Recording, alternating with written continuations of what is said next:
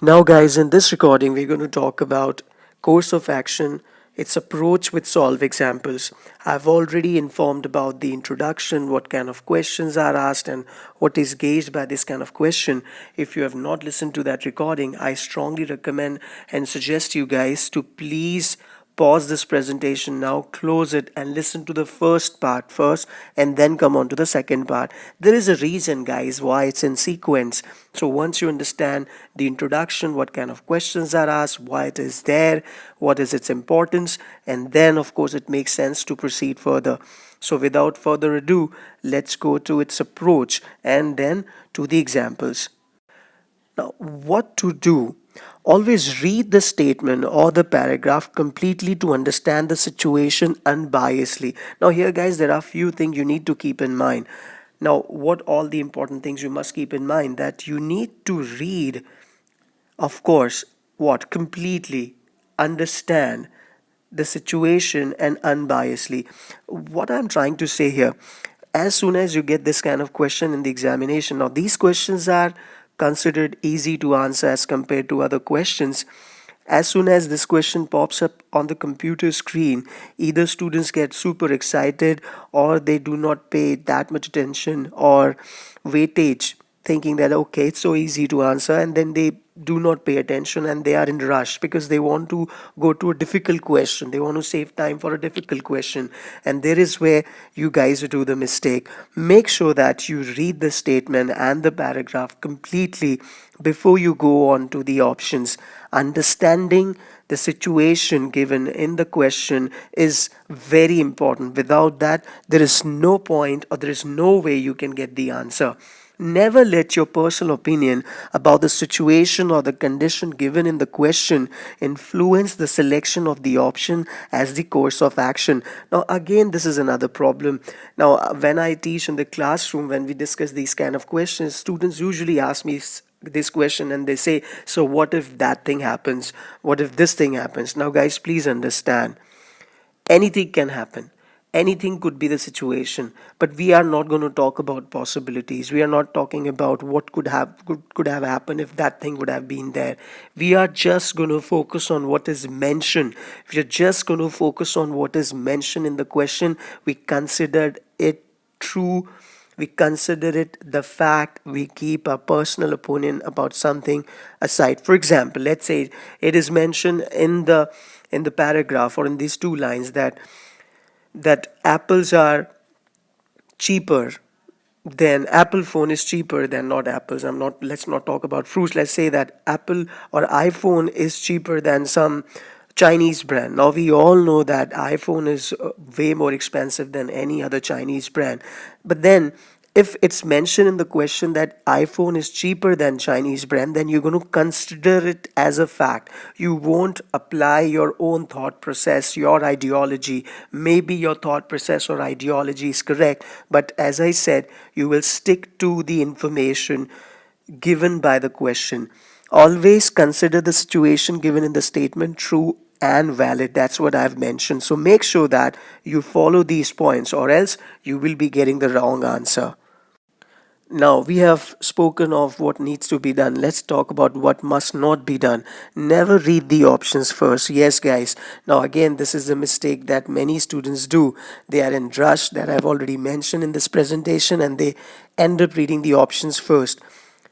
The answer is going to come from the options, I agree. But then there is no point in reading the options if you have not understood the situation and the question itself. So make sure that you always read the options first. You never read the options first. Do not worry about the option A, B, C, and D. It is going to be mentioned. A means this, C means that, D means something else. I'll explain that to you in the question which we are going to solve in next recording and also in the end of this one, and there I'll explain you that what I am trying to explain here in this point. Never let the thoughts of conditions influence your decision. As I said, do not think about if that thing would have happened, this is going to be the situation. If this thing will happen, that thing is going to be the situation. Just stick to the information or the condition given in the question. Do not assume, guys. It is course of action, not statement and assumption. Remember that. Now, I'm pretty sure that many students are waiting for a question. So here we go. I want you guys to pause the presentation here and read the first question. Now, what is the first question? Now, till here, this is the first question. Statement: the quality of food grains being distributed in some parts of the country through public distribution system is very poor and not fit for human consumption. So what is the course of action? The entire stock of food grains should immediately be withdrawn from the distribution system. People should be advised to return the food grains purchased from the system and take their money back. Now, guys, you have to select the best possible course of action, sensible course of action without affecting any of the party negatively. There are two parties they're talking about. First of all, the people who are public distribution system and the poor people. And so producer or the provider and or the consumer, somebody who got the stuff to consume. So you need to take a decision that is sensible and not going to affect any one of them, of course. So I want you guys to pause this presentation now and understand. But before you do that, I also want to tell you about the point that I've mentioned earlier. Remember, I said option A, option B, option C, option D, and option E. What is going to be in this situation is going to be mentioned. If course of action 1 follows, then you select option A. If course of action 2 follows, select option B. If both of them follow, select option C. If either one or two follow, then something and then something else. So do not solve the question like that. I suggest and I show you how to do this question. When you read the statement and then the course of action, tick whether the one is the strong course of action or is the course of action can be taken or not. For example, okay, I will be giving you the example. First, I want you guys to pause this presentation and try to solve it. And also the second statement, read the second one too. A large number of people gathered on the highway blocking the traffic movement to protest the killing of 5 locals by a speeding vehicle. Now you need to understand the situation. Imagine a situation that you are the law enforcement officer or maybe a person who's assigned to keep the situation in balance. So what could be the course of action? Let's solve the second question here before you try to solve first one on your own.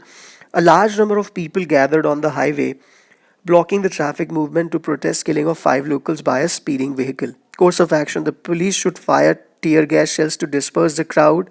The police authority should calm down the sentiment of the crowd, assuring action against the culprit and deploy police personnel. Police personnel at the spot. Now, of course, guys, I understand that first course of action is also there in a situation. But what is the best course of action? 2 is the best course of action here.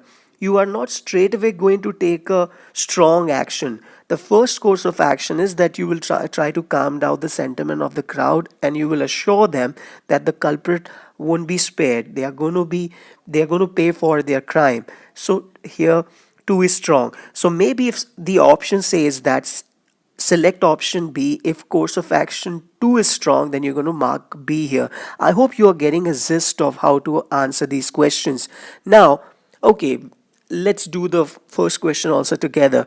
The quality of food grains being distributed in some parts of the country through public distribution system is very poor and not fit for human consumption. The entire stock of food grains should immediately be withdrawn from the distribution system. Now, please read all the course of action. Poor people should be advised to return the food grains purchased from the system and take their money back. The quality for being distributed some part through public is very poor and not fit for. Of course, both of the course of action are good. They're supposed to be taking both the actions. So here, guys, in this situation, both the course of actions are good. So if any of the question in the instruction says that select option C, if both 1 and 2 are strong, then you're going to select option C. Now this is just an example. In the third presentation, we'll be emphasizing mostly on the questions. I hope you're getting a zest of it. Please listen to this recording again if you want more clarification or if there is something you didn't understand, and make sure that you listen to the first part first before you come on to the second one. Thank you, guys.